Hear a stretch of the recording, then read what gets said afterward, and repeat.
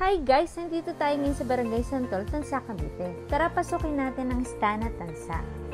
Ito po ang kanyang model house. So, idea lang po ito kung paano nyo papagandahin ang bahay nyo.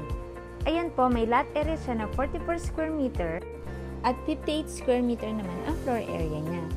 At ayan, may space pa siya sa likod na pwede nyo pa-extend ng kitchen nyo. At ito naman sa baba, ang first toilet and bathroom niya. Tara, panikin naman natin ang kanyang itaas. At dahil malaki ang floor area niya, ay provision ito for 3 bedrooms. Yan yung idea na pwede nyo gawin sa taas nyo. Yan ang master's bedroom. At dyan yung pangalawang toilet and bathroom niya.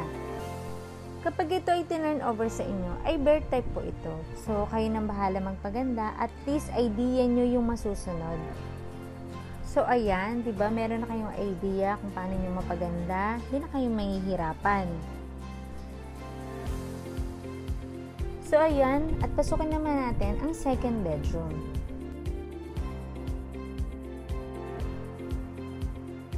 Ayan ang, kung kayo ay may kids, ayan, pwede nyo gawing ganyang style. Or, di kaya, pwede nyo siyang gawing 3 bedroom.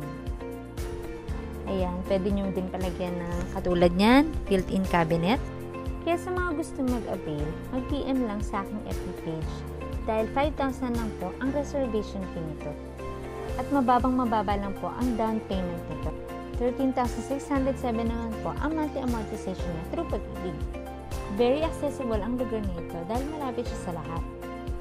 Kaya kung ikaw ay employed sa company at Pag-ibig member na may 24 months sa contribution at pasok ang iyong sahod, pwede ka na mag-avail ng housing loan, kaya mag-PM na.